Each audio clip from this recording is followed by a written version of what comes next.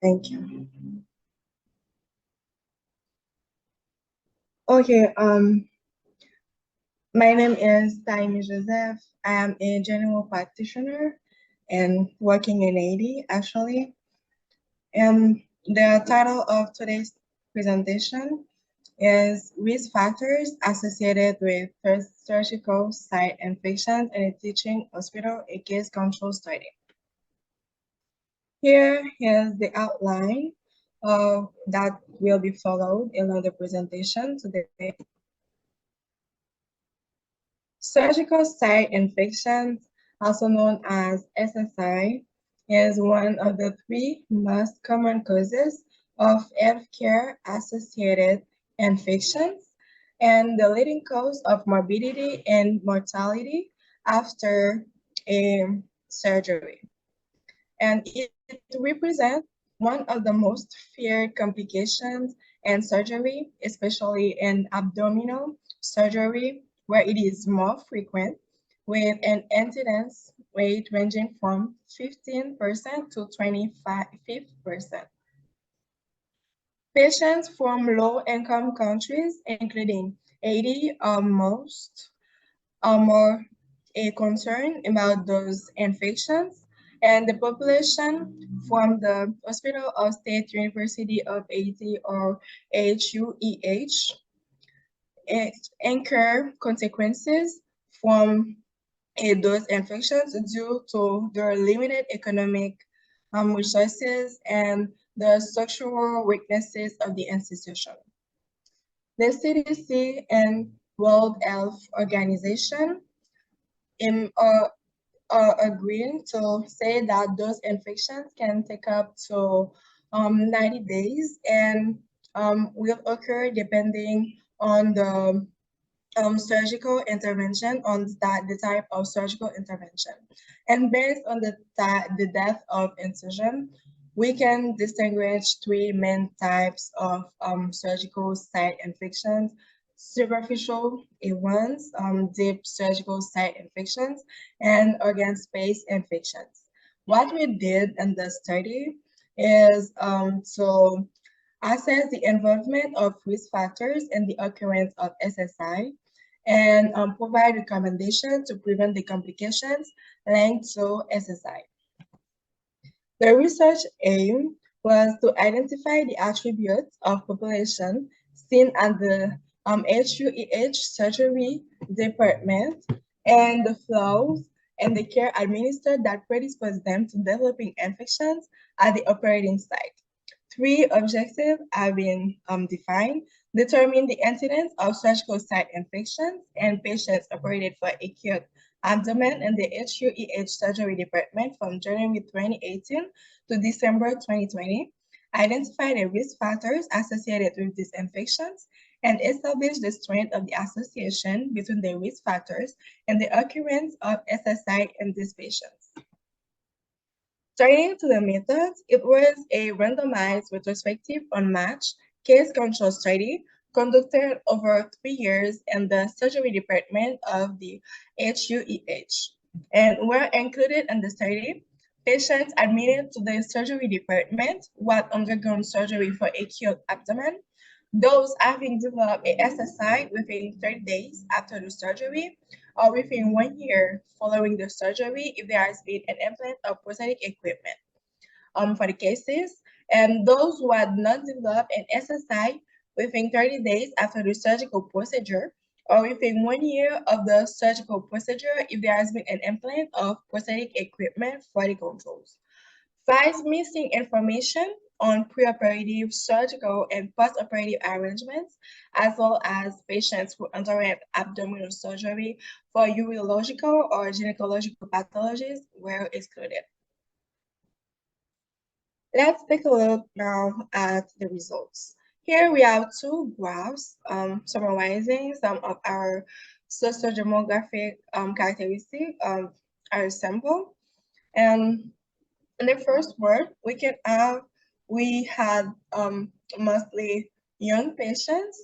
80% of our sample of 87 patients were under the age of 46 and with a median age of 33, and the proportion of male were 66% and female 34%. In this table, we can see some of risk factors associated with the occurrence of an SSI. And as can be seen, only anemia is significantly associated with SSI with a odds ratio of 6.36. This graph shows the most common diagnosis identified in the sample with, as can be seen, bacterial peritonitis, acute appendicitis, and intestinal occlusion, which were the most common diagnosis in among cases. This table summarizes the most strongly associated risk factors with the occurrence of SSI.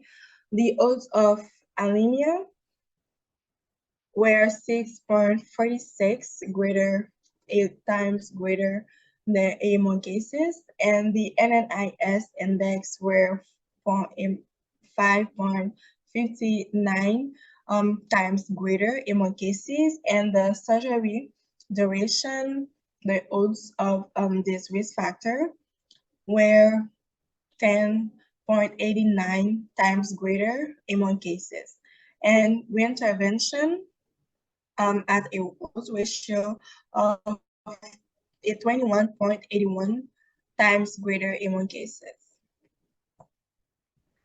The incidence of SSI in our study is high with a rate of 25.29%. And this is similar to some studies conducted in Israel and Peru. There are some explicative factors that can explain this trend: inadequate hospitalization conditions, lack of rigor and patient monitoring, socioeconomic precarity. Here is the list of identified risk factors in the study. Among them, anemia, NNIS, contamination class, duration of the intervention, and reintervention are the most strongly associated, significantly associated with the incidence occurrence of SSI. The proportion of patients who have developed SSI increases with the contamination class. Notably, no patient in contamination class 1, 9% of patients belonging to contamination class 2, 41% to contamination class 3, and 50% in class 4. And this is similar to a study conducted by AGA and Associated and Western a medical center with a high contamination class associated with a 4.075 times higher risk of SSI occurrence. The risk of SSI occurrence, as stated before, is 0.46 times higher in anemic patients, and there is same tendency in studies carried by Narco and Associates with an ratio of 3.47, and in a study conducted by Mohammed and Associates, more than 50 patients operated on both genders at anemia. And some factors can explain these trends. Some pathologies that requires surgery can induce anemia, and as we know, chronic disease can induce an inflammatory anemia in patients. In patients with an NNIS index greater than or equal to 2, we have an odds ratio of a 5.59, greater than those with an NNIS index less than 2.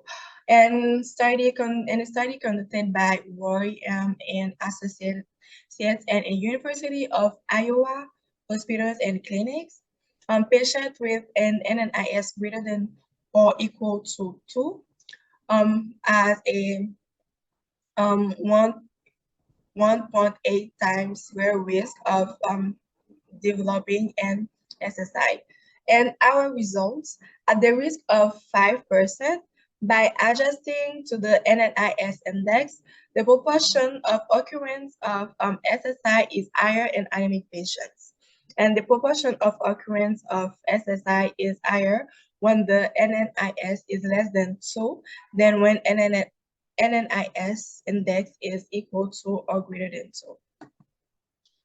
For the duration of the intervention and um, also the reintervention risk factor, in our study, the risk of developing an SSI were higher among cases, as noted as reported, and many studies conducted on the subject.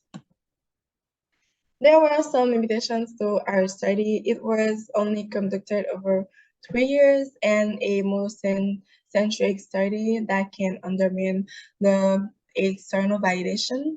And it will be interesting to enlarge the sample size because our study had only a sample of 87 patients, and the diagnosis of SSI were a little bit limited because it was relied only on clinical and biological signs, as controls were not conducted due to the patient's low economic status and the hospital lack of resources. And some files during our data collection were and missing that data. Here are our recommendations, and various interventions can be made to reduce the impact of SSI and determine associated costs. Future studies would be with ideally cohort studies conducted over at least 5 years. And in these studies, analysis of significant factors and adjustment of non-significant factors that the literature considers to play a major role in the occurrence of SSI will be weighed in order to determine or to establish a strong association between risk factors and the occurrence of SSI, and revision of admission and hospitalization fines, and last but not the least, education of medical staff.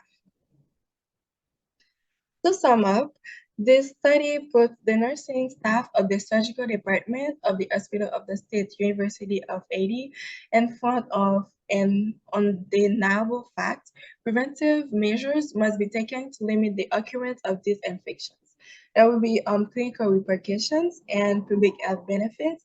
The clinical repercussions such as development of an index and risk calculator, patient education, orientation of cooperative recommendations, and as public benefit, we can have a strong monitoring system. Here are the references. Thank you for your attention. If you have any question, I will be glad to answer them.